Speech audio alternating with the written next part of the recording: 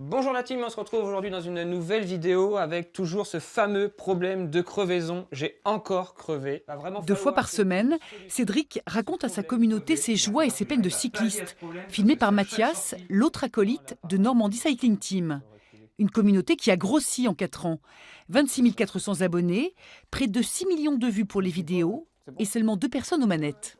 Tout youtubeur a quelqu'un qui est devant l'écran et un autre qui gère la com, c'est obligatoire. Moi, je gère toute la partie relation avec les marques et puis je réponds aussi aux commentaires, toute la partie communication et puis planning aussi, le planning des tournages et puis on essaye de gérer avec la météo.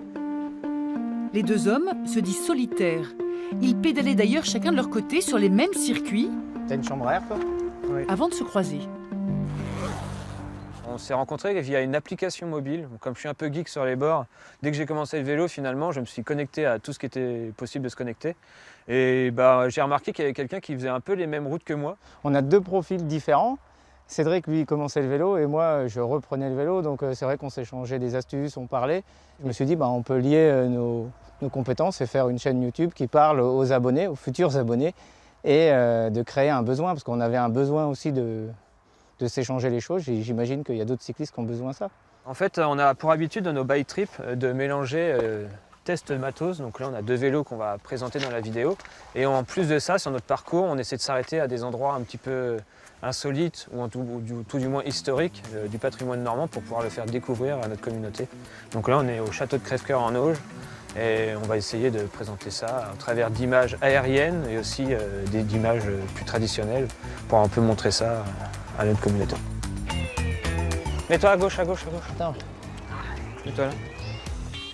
Hop. Vous êtes nombreux à dire la Normandie est plate. Vous allez voir que là, on va en direction d'une petite bosse.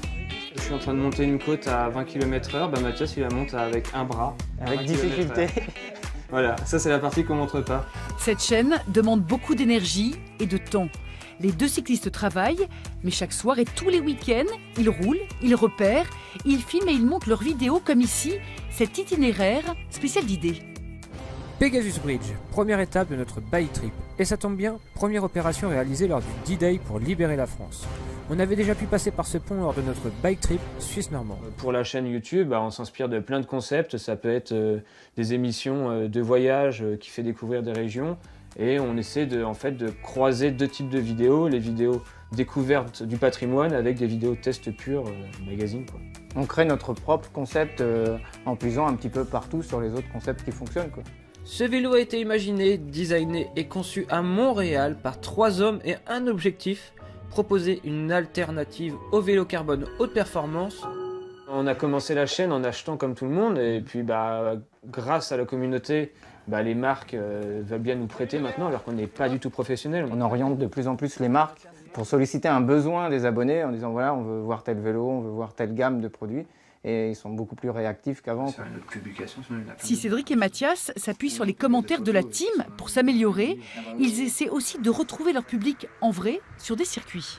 C'est toujours marrant aussi d'aller arriver dans un peloton d'abonnés et de voir qu'ils ont le casque qu'on a présenté il y a 2 mois et qu'ils ont bien aimé aussi à leur tour et de pouvoir échanger leur point de vue par rapport au nôtre. Quand ça lui plaît, il le dit, il en fait éloge, et quand ça lui plaît pas, il n'hésite pas à le dire non plus. Donc c'est très très différent d'autres chaînes qui sont peut-être trop proches des fabricants.